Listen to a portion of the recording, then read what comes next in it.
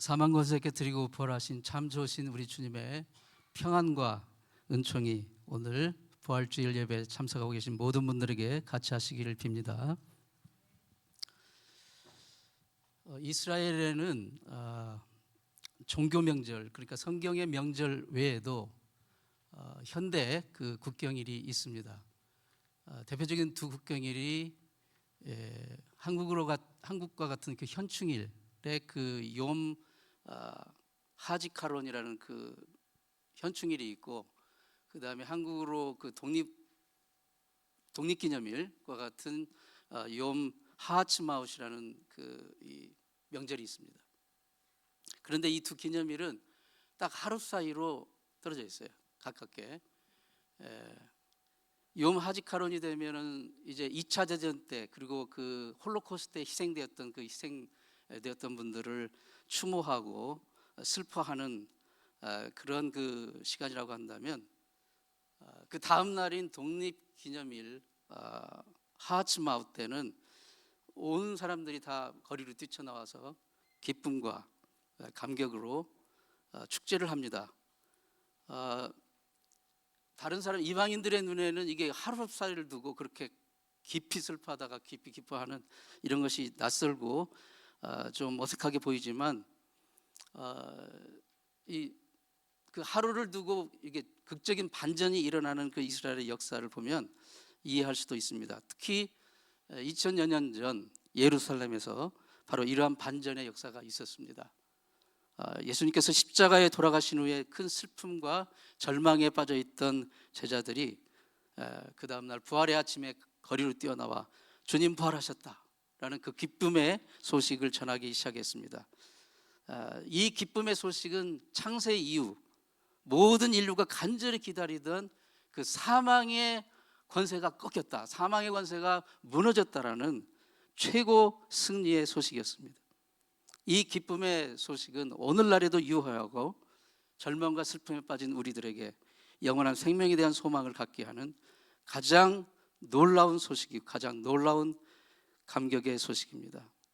오늘 예수님께서 부활하신 날입니다. 예수님 다시 사셨습니다. 그리고 성령을 통해 지금 우리 안에 살아 계십니다. 오늘 이 기쁨을 고백할 수 있는 부활절 되시기를 바랍니다. 오늘 본문은 막달라 마리아와 그리고 다른 또 마리아, 마리아라는 이름은 유대 여성들에게 굉장히 흔한 이름이기 때문에 마리아가 굉장히 많았습니다. 우리의 속 김이박처럼 굉장히 많아요. 막달라 마리아와 다른 마리아가 이제 그 부활의 아침, 부활하신 줄은 전혀 꿈에도 짐작하지 못하고 예수님의 시신에 향을 바르기 위해서 이제 무덤을 찾았습니다. 그 새벽에, 이른 새벽에. 근데 와 보니까 이미 무덤을 막았던 돌이 굴러지고 그 위에 천사가 앉아서 정말 놀라운 말씀을 선포하는 거예요. 우리 그 구절을 같이 한번 읽습니다. 시작. 너희는 무서워하지 말라. 십자가에 못 박힌 예수를 너희가 찾는 줄을 내가 아노라. 그가 여기 계시지 않고 그가 말씀하시는 대로 살아나셨느니라. 와서 그가 누우셨던 곳을 보라. 아멘. 부활의 신앙은 분명히 보고 그리고 분명히 전파해야 됩니다. 천사는 오늘 우리에게 부활의 현장을 보라고 말씀합니다. 와서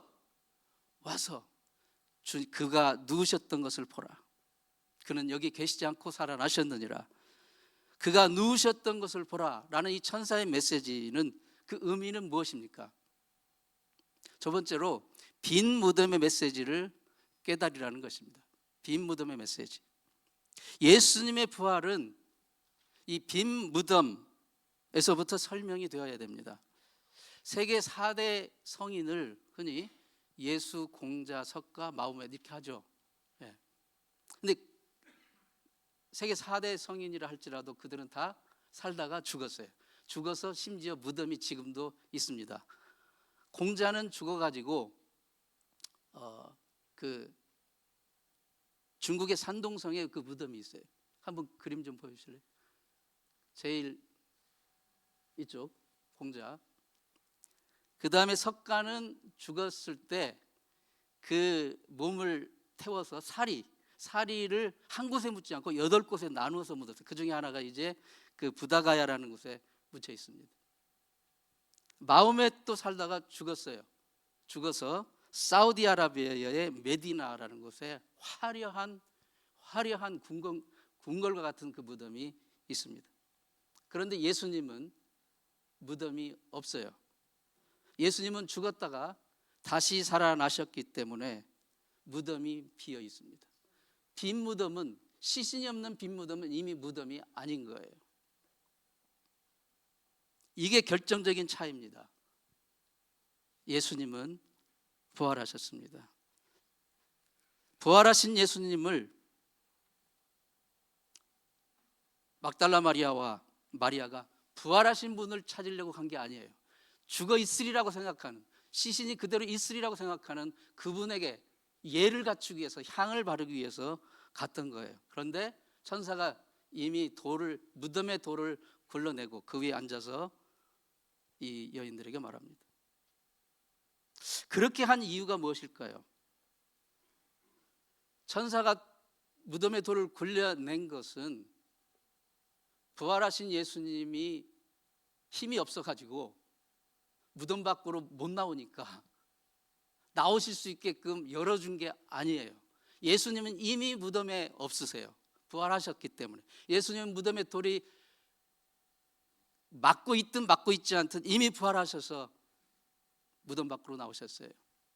천사가 굳이 와가지고 무덤 돌을 굴러내서 보여준 것은 예수님을 위해서가 아니라 우리들을 위해서예요.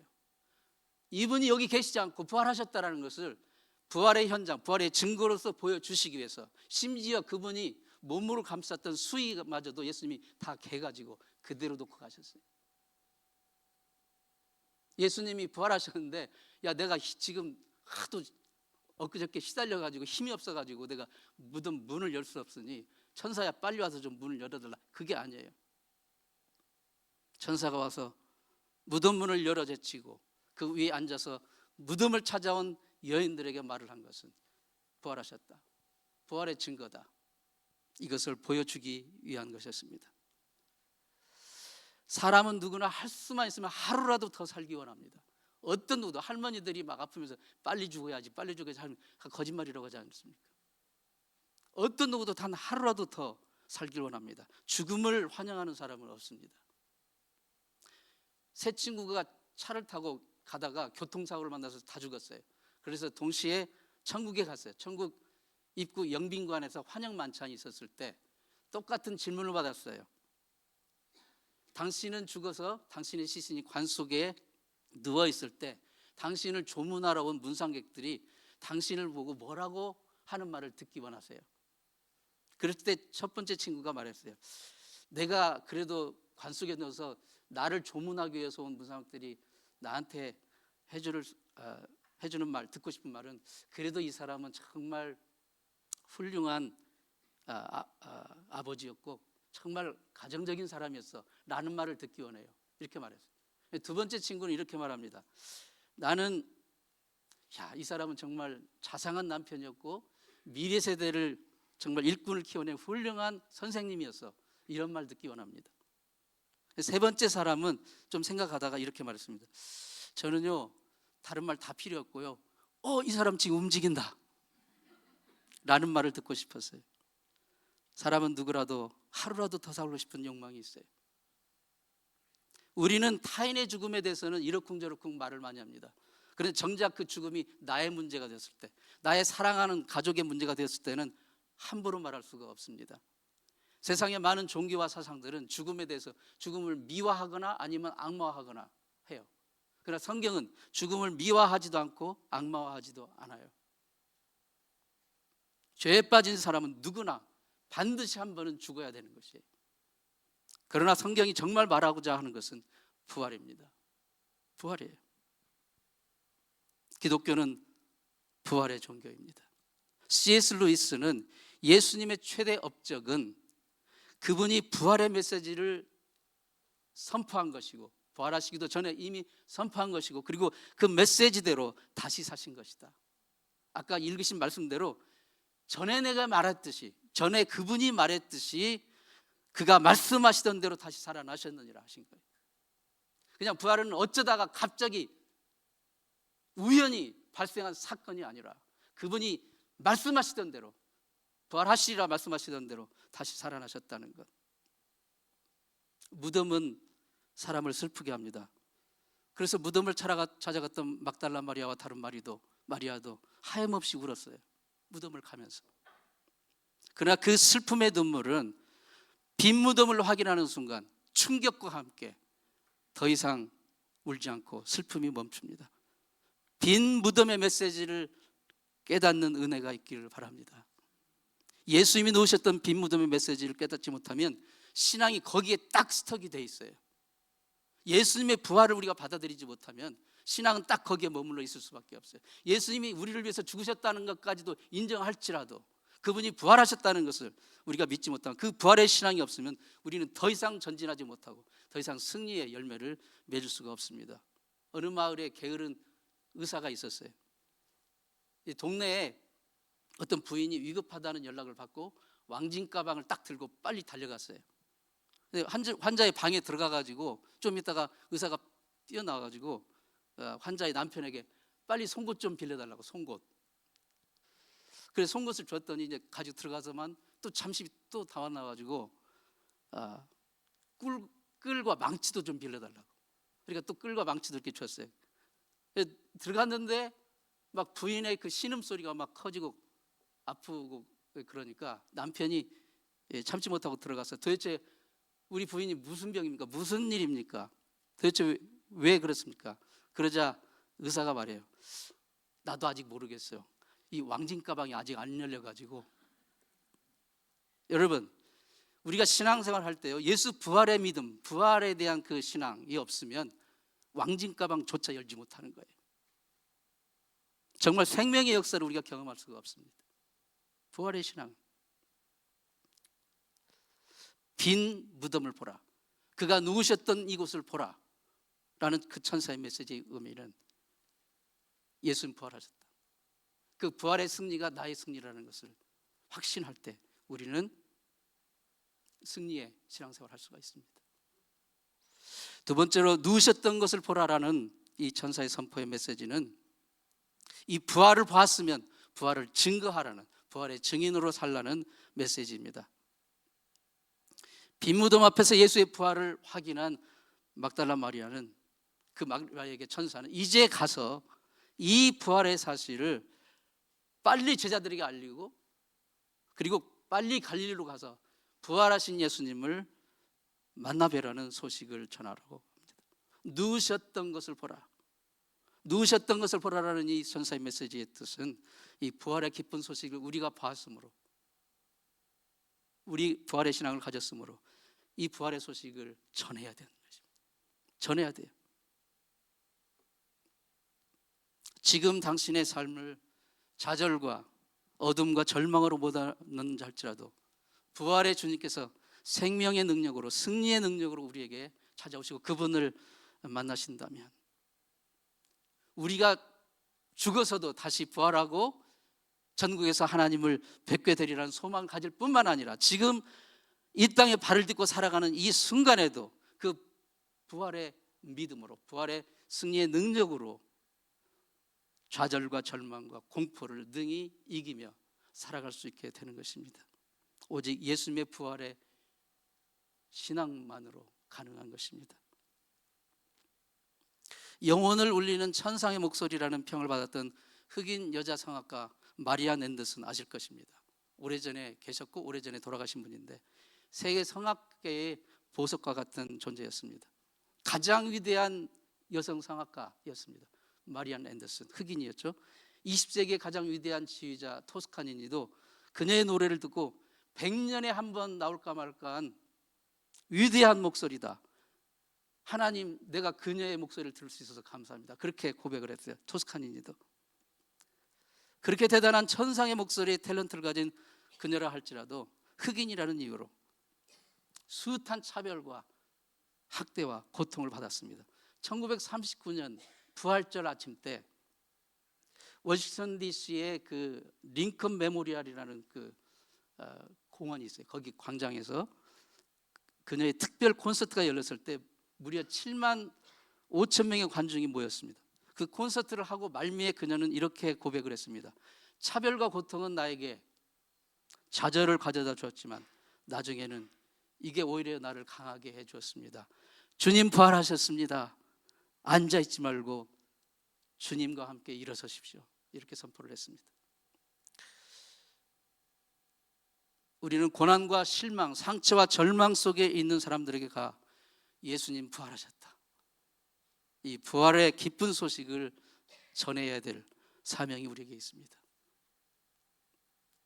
부활의 복음을 가슴에 안고 지체 없이 달려가는 부활의 증인, 그 삶을 사는 성도가 되시기를 축원합니다.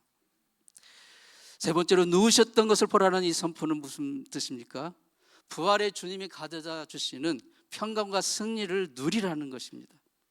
우리 인생을 살면서 갖게 되는 절망과 좌절, 실패, 죽음, 두려움, 이것은 오직 부활하신 예수님을 만날 때만 궁극적으로 해결될 수 있습니다. 영국의 위대한 설교가 스펄전 목사님이 하루는 공원에서 어떤 아주 불량배 소년이 새를 한 마리 이 새장에다 딱 넣어놓고 계속 괴롭히는 거예요. 괴롭히는, 그것을 가지고 이렇게 잘 즐기면서 노는 게 아니라 괴롭히는 거예요. 그러자 그 스펄전 목사님이 그에게 얘기했습니다. 너 새를 가지고 그렇게 괴롭게 하는데 너 그렇게 가지고 어떻게 할래? 그러자 괴롭히다가 죽으면 버릴 거예요. 그렇게 얘기를 하는 거예요. 그러자 스펄전 목사님이 그에게 2파운드를 주면서 그 비싼 값을 주고 샀어요. 사고 나서 그를 새장을 열어서 날려보냈습니다. 이틀 후에 부활주일이 되었어요. 스펄전 목사님이 이렇게 얘기했습니다. 마귀는 인간을 계속 괴롭히고 괴롭히다 완전히 멸망할 때까지 괴롭힐 것이다. 그러나 하나님께서는 독생자를 보내서 우리를 사셨다. 우리가 갚을 수 없는 엄청난 값을 지불하고 우리를 사시고 우리에게 영원한 자유와 생명을 주셨다. 이렇게 설명했습니다. 이게 예수님의 십자가 사건이요 부활 사건임을 말하는 것입니다. 막달라 마리아가 무덤에 누워 계실 주님의 시신에 바르려고 향품을 들고 무덤을 찾았을 때 하나님께서는 예수님의 빈 무덤을 그녀에게 보여주심으로 그녀의 슬픔을 기쁨으로, 절망을 소망으로 바꾸어 주셨습니다. 부활하신 예수님께서 제자들을 그 후에 40일 동안 만나시면서 계속 만날 때마다 너에게 평강이 있을지어다, 평강이 너에게 있을지어다 라고 축복을 하셨습니다. 부활하신 예수님을 만나는 그곳에 진정한 평화를, 진정한 생명을 누리게 되는 줄 믿습니다. 하나님의 나라는 흐리멍텅하거나 어둡거나 어둠침침하지 않습니다. 생명이 살아 역동합니다. 빛이 있습니다. 밝음이 있습니다. 바로 그 놀라운 축복이 부활하신 예수님을, 부활의 신앙을 가질 때 우리가 갖고 누릴 수가 있습니다. 미국의 한 방송국에서 이미 경기가 끝난 결과를 알고 있는 경기 재방송 시청률 조사를 했어요. 지금이 마치 매드니스, 미국 대학 농구 지금 파이널 쪽이죠. 예. 어저께 결과가 어떻게 되는지 모르겠지만 어저께 파이널 4 이 준결승이 있었는데, 예. 근데 이제 대학 농구 팀들이 다 팬덤이 엄청납니다. BTS, 아미 못지않을 정도로 팬덤이 각 대학마다 엄청난데, UCLA도 굉장히 대학 농구 강팀이고 또 팬덤이 큰 팀입니다. 그래서 그 팀이 이긴 경기를, 그 팀의 생방송 시청률을 딱 놓고 그다음에 그 팀이 이긴 경기를 다시 녹화해 가지고 이틀 뒤에 다시 방영을 했어요. 그리고 그 시청률 조사를 했는데 거의 똑같이 나온 거예요. 왜 그러느냐? 사람은 정말 좋아하는 것은 설사 재방송이라 할지라도 다시 본다는 거예요. 그리고 무엇보다 중요한 것이 이미 이겼으니까 조마조마한 것이 이제 마음 푹 놓고 즐긴다는 거예요. 즐기려고 본다는 거예요. 부활의 신앙을 가진 성도는요, 여러분, 부활의 신앙이 없으면 언제 죽을지 모르는, 죽으면 어떻게 될지 모르는 이 가장 궁극적인 인생의 절망 앞에 우리는 늘 두려움을 가질 수밖에 없는 거예요. 그런데 이미 이긴 경기를 편안한 자세로 보는 마음으로 부활의 신앙을 가졌다면 이미 이겨놓은 싸움을 우리는 싸우고 있는 것입니다. 예수 안에서 주님께서 이미 사망 권세 누르고 승리해 놓으셨기 때문에 이제 부활의 신앙을 확실히 붙들고 나아가시는 여러분 되시기를 바랍니다. 예수님 왜 부활하셨습니까? 자신을 막 욕하고 침뱉고 모함하고 때리고 십자가에 못 박았던 그들을 응징하고 복수하시려고 태어나셨습니까? 무덤에 누워있자니 그냥 부하가 나서 견딜 수가 없어. 나를 막 무시하고 욕하고 했던 놈들 내가 빨리 일어나가지고 막 응징하고 복수해야 되겠다. 이거 하기 위해서 부활하신 게 아니에요. 오히려 그들을 용서하시기 위해서, 그들에게 생명을 주시기 위해서, 그들에게 진정한 승리를 주시기 위해서 부활하셨습니다. 지금 이렇게 백합꽃이 봄에 피었는데요, 이 꽃이 피고 싹이 나는 이유는 자기를 겨울 내도 괴롭히고 꼼짝 못하게 했던 그 겨울을 응징하고 복수하기 위해서 태어난 게 아니에요. 하나님의 생명이 그 모든 자기를 괴롭혔던 모든 것들을 오히려 더 감싸 안고 그들을 무장해제시킬 수 있는 진정한 하나님의 생명의 역사를 보여주기 위해서 이들은 지금 이렇게 다시 피어나고 있는 거예요. 예수님의 부활도 마찬가지입니다. 그 부활의 생명을 우리가 가졌을 때만 우리는 이러한 생명의 삶을, 진정한 생명의 삶을 살아갈 수가 있는 줄 믿습니다. 우리는 가끔 초대장을 받아요. 뭐 결혼식 초대장, 뭐 잔치 파티 초대장, 뭐 졸업식 초대장, 심지어 대학 합격 초대장 이런 걸 받습니다. 그런데 초대장 받으면 그게 끝이 아니에요. 갈지 안 갈지를 결정해야 돼요. 그리고 빨리 알려주는 게 예의예요. 내가 가겠습니다, 아니면 못 갑니다 라는 것을 빨리 알려주는 게 그게 예의입니다. 대학 합격증도 받은 게 끝이 아니에요. 받았다 할지라도 빨리 기한 내에 응답하지 않으면 못 가는 거예요. 응답해야 돼요. 가겠습니다, 안 가겠습니다. 예수 그리스도의 부활 사건은 하나님이 인류에게 보내신 초대장입니다. 초대장이에요. 생명을 선택할 것인가, 영원한 지옥의 멸망을 선택할 것인가. 사실 이 초대장도요, 하나님이 보내셨어도 거절할 수 있어요. 심지어 지금도 거절하고 있어요. 심지어 지금도 그 결정을 미루고 무응답한 사람들이 너무 많아요. 저는 제 인생에서 이 부활이라는 하나님의 초대장에 기꺼이 응답했으므로 부활의 주님께서 지금 저에게 베풀어 주시는 기쁨과 보람과 행복, 이것에 대해서 분명히 얘기할 수가 있습니다.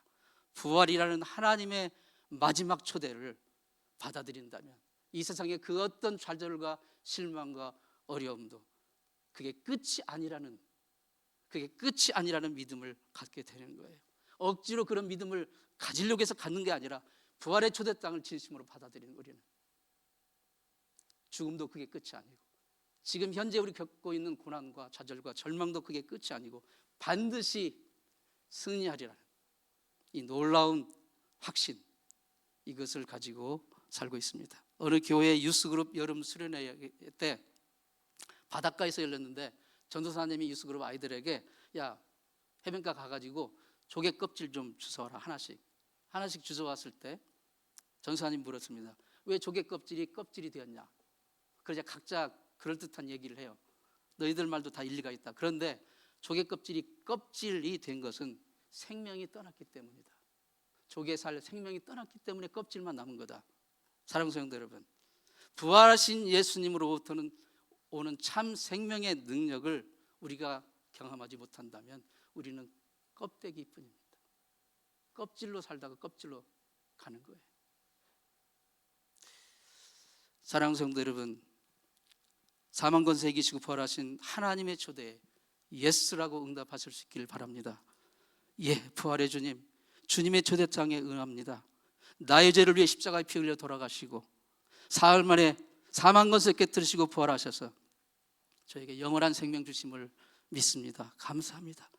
십자가에 고난당하신 예수님, 부활하신 예수님, 다시 오실 예수님을 나의 구세주로, 나의 주님으로 모십니다. 영접합니다. 그 부활의 주님과 영원토록 함께하기를 원합니다. 응답하시는 저와 여러분 되시기를 축원합니다.